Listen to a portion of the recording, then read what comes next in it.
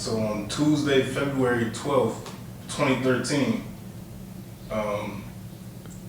you had did something really extraordinary for the community and for this one person in particular. So I just want you to tell your story about that and kind of get into detail how that was for you. All right, so February 12th, 2013 is the evening that I was here at West Philadelphia Produce. I was upstairs in my office working on some writings, and I heard a loud boom, and it like kind of shook the store. At the same time, I had a movie on, and it was the movie Flight with Denzel Washington in it. And the airplane had crashed at the same time that the building shook, and I had it in surround sound. So when it shook, I thought it was the movie at first. So I had stopped for a second, and I looked at the TV, and then I went back to working, and then I started smelling a smoke, and I thought my son was downstairs burning something. So I jumped up out my seat, and I ran down the steps. This office, and my office is on the second floor of West Philadelphia Produce. So I ran down the steps real fast, and when I got down the steps to the bottom, I could tell that something was on fire, that it wasn't food that was burning. So I thought the store was on fire because the smell was so intense. I thought my son was downstairs burning the store up. So as I got outside this door, I can hear a lot of people down at the end of the block at the corner, and they were yelling and they were screaming. So I ran down towards them. And when I arrived down at the corner, I can see a car sitting up in the building, and the building was in flames, and the car was in flames, the ground was on fire, and it was a lady on her hands and knees over there, and I went to go towards her, and she just on her hands and knees threw her hands up and said, "God, please save my sister. There's nobody helping her. She's gonna die." And I looked around and I asked the 2, 3 guys that were standing next to me, I was like, "Yo, somebody else in the car?" And they replied, "Yes, there's an old lady still stuck in there." And I just took off and ran and dove through the fire. The door was already open because the one elderly lady that was in the car, she had left she got out the car, so I saw my end was getting into that passenger side door once I got through the fire. So now I'm in the car with her. She's underneath the steering wheel because when they impacted the building, must have shot her up underneath the steering wheel. She's laying on the gas pedal. The car engine is still running. The car is on fire, is on flames. There's stuff exploding underneath the car. And at that point, I reached down and grabbed hold of her, and the airbag just let all the smoke out of my face. So I'm blind now at this point. But before I was blinded, I could see the interior of the car melting black and just dripping all around me. And then that's when the airbag hit me, and I was blind, but I could still feel her. So I was trying to pull her out of the car, and I grabbed her by her T-shirt that she had on, and she had a bra on, and I pulled, and when I pulled her, I ripped all of that off. So I like fell back a little bit, and I had to readjust myself. Now I can't see, but I'm feeling for her, so I feel her belt. And I just grab her by her belt and I just pull her out. When I pulled her out, we just fell flat back out on the ground. So I could feel the heat all around me. I'm trying to pick her up.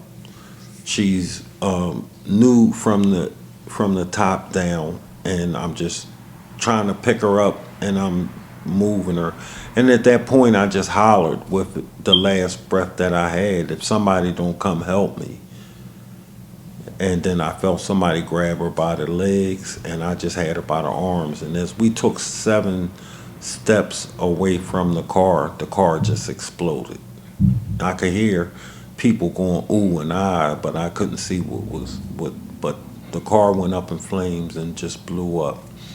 I got her to the sidewalk and I took my jacket off. I could barely see.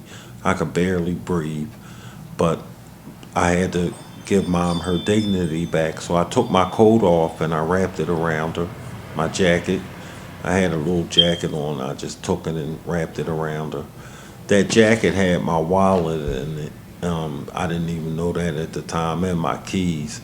So once we got her to the sidewalk, I was getting ready to try to perform CPR on her. And then that's when the cop car came and jumped up on the sidewalk, and the cop started yelling at me, "Get back up off of her, give her some air." And I was like, "Motherfucker, I'm glad you here, shit." And I just stood up. And I took about 7 steps and I passed out. My son, when I woke up, I was on some steps down the street in my son's lap. My son that came down there and got me.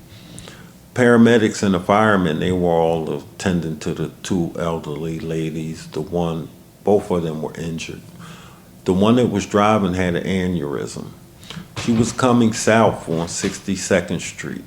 Once she crossed Market Street, she hit a man on the bike, and then she ran through the lot and shot through the building. And, so I woke up, and when I woke up, I was throwing up smoke.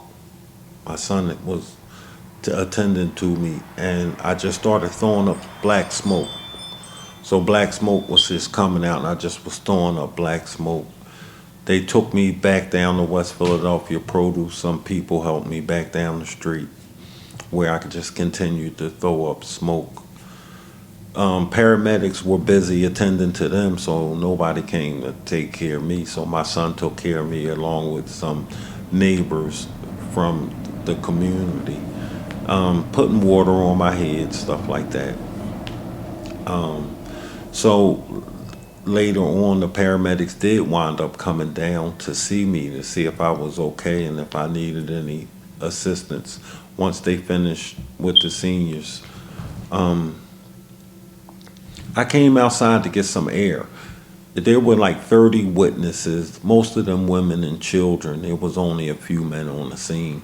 And I didn't expect anyone to run through the type of fire that I ran through. So even though there were 25 people to 30 people watching this take place, I didn't feel like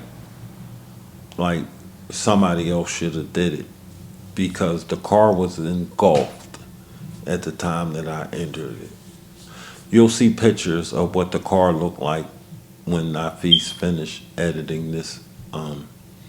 But the city of Philadelphia did make a resolution for me saving these seniors from this fire, but they never recognized me. They never honored me with the resolution that you'll see in this document. It wasn't the first life that I saved here doing this concept of community policing and taking care of ourselves. We shut down a heroin and crack ring here. This is built from the ground up. West Philadelphia Produce.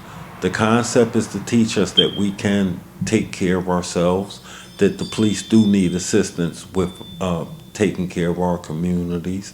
They can't do it alone, and they shouldn't even try to do it alone without working hand in hand with people from the community, because community policing is just what it sounds like and just what it says. It's the community doing the policing. And this is the concept that we've been teaching here at West Philadelphia Produce. It's globally recognized. We've proven that the concept worked. This won't be the last story that you hear of a life that we've saved here in the city of Philadelphia. But one interesting thing that did happen during that night. So after the smoke cleared, after the fire was out, they were taking the seniors away in the ambulance, and I came outside, and one of the sisters that had witnessed what I did, she just like went off and just started going crazy, calling me a hero. There you go, there you go. And I was asking her to stop calling me that. And she said, "They need you to come up here." And I was like, "No, I'm not coming up there." And she said, "Well, you have to. You left your coat, your coat has your keys and your wallet in it, and they want to give you your stuff back. They're not going to give it to anyone else. So I had to go up there to get my coat and my wallet and stuff. And when I got up to the corner and came around the corner, all of the firemen and paramedics that were on the scene, they just like all got in a row and in a line. And as I walked by them, they just all just like gave me the nod. And when I got to the last fireman, he just stepped in front of me and he just said, "Excuse me, sir, we need to know your name." And I just told him my name. And he said to his fellow firemen, he said, "That's Arnett Woodall right there, y'all." And they just all nodded again. I went over to the to the police officer. He gave me my coat and my keys back, and that was it. But the resolution was given to us 10 years later, and it was just in an envelope. Just there was, so as we talk about the things that we've done here in the city of Philadelphia and our accomplishments here in the city of Philadelphia, you'll see why we call ourselves the black sheep of the city and why we don't deserve to be the black sheep of this city. I'm Arnett Woodall, and that's just one story that we'll be telling you. And everything is true. I have receipts for everything. You can look up this resolution number that you'll see, and it'll give you this story. Also, you'll see some news articles and stuff about it. But we've been here in the city of Philadelphia saving lives for a very long time. Thank you very much. I'm Arnett Woodall, and I'll see you again soon with more stories of the black sheep of the city. Thank you.